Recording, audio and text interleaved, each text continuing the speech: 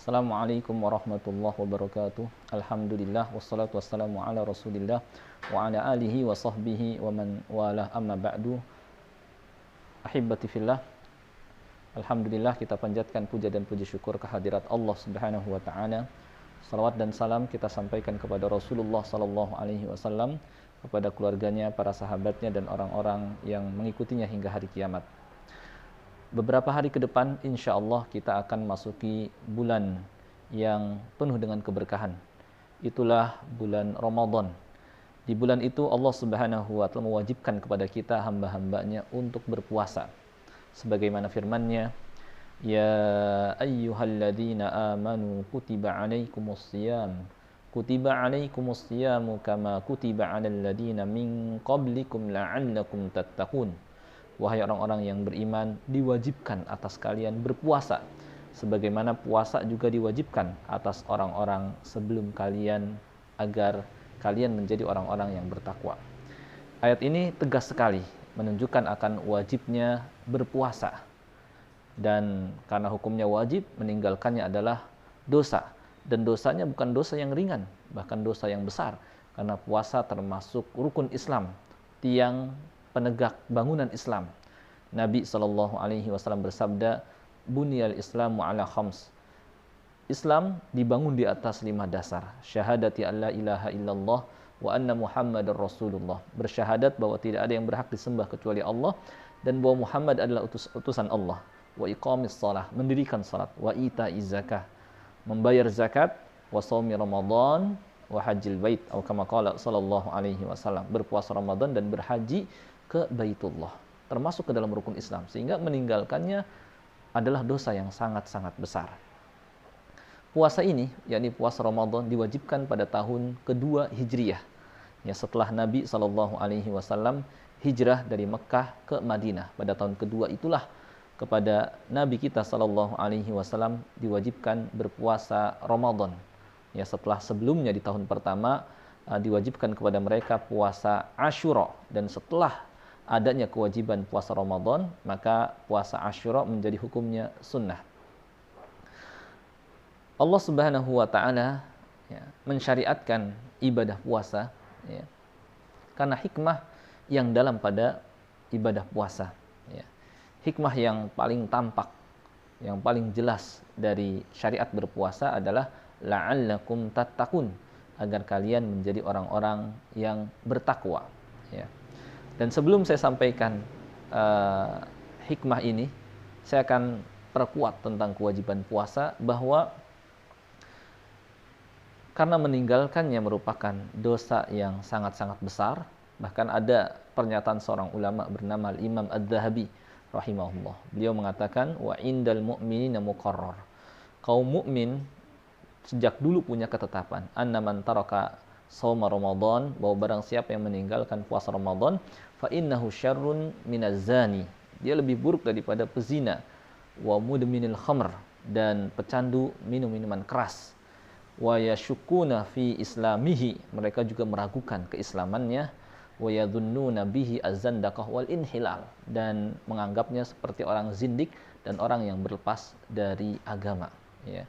Ini menunjukkan bahwa orang yang meninggalkan puasa Ramadan, padahal dia tidak ada udzur, bukan karena sakit atau udzur syar'i lainnya, maka keadaannya di sisi Allah lebih buruk daripada para pelaku dosa besar, ya, seperti pecandu minum-minuman keras, pencuri, pezina bahkan.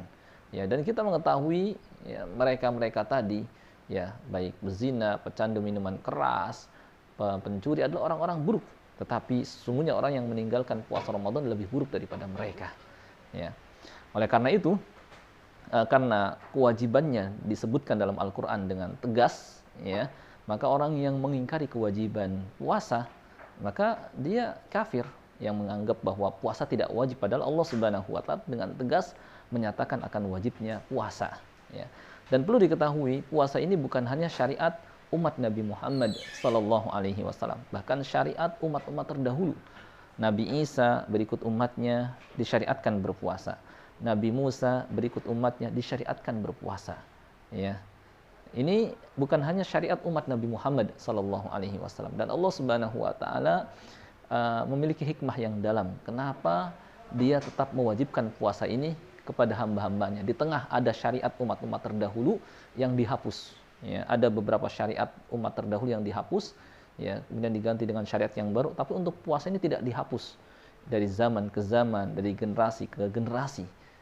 Dan ternyata, ya, di antara amalan yang punya pengaruh yang dahsyat, efek yang dahsyat, menjadikan seorang berubah, itulah puasa. Oleh karenanya di akhir ayat Allah katakan la'allakum tattaqun, agar kalian menjadi orang yang bertakwa.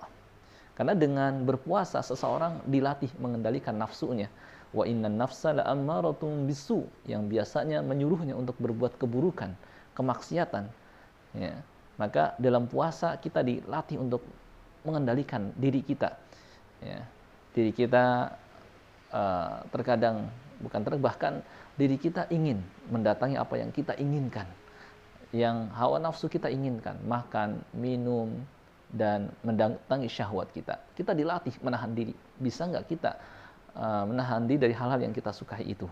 Ketika kita mampu menahan diri dari hal-hal yang kita sukai, nantinya ketika dihadapkan kepada kita perbuatan maksiat, yang mana perbuatan maksiat ini huffatin naru bisyahawat, dijadikan sesuai dengan selera, dengan nafsu kita, maka nantinya kita mampu menahan, ya, diri kita sehingga tidak terbawa oleh nafsu kita untuk mendatangi perbuatan maksiat.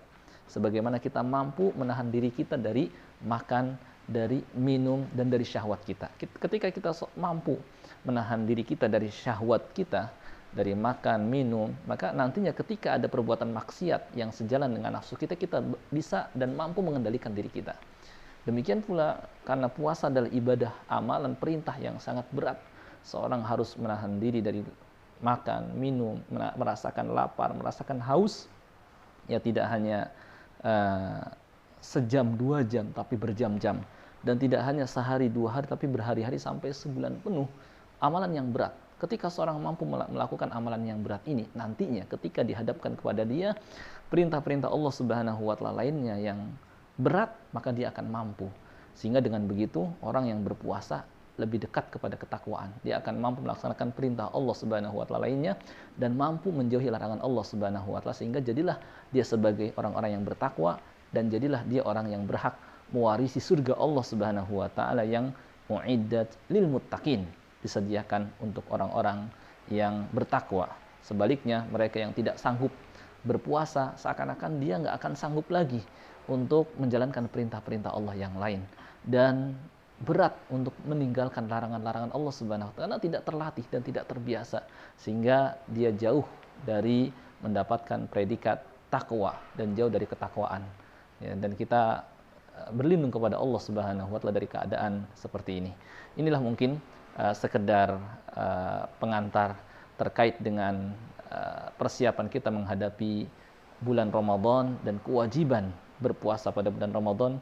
Semoga apa yang saya sampaikan ini, ya, bermanfaat bagi saya sendiri dan bagi para pemirsa sekalian, para pendengar sekalian. Ya. Kita minta kepada Allah Subhanahu wa Ta'ala agar kita dimudahkan berpuasa dan melakukan amal-amal saleh lainnya pada bulan Ramadan. Amin ya rabbal alamin. Wallahu a'lam wa sallallahu ala nabiyyina Muhammad wa ala alihi wa sahbihi wasallam. Walhamdulillahi rabbil alamin. Wassalamualaikum warahmatullahi wabarakatuh.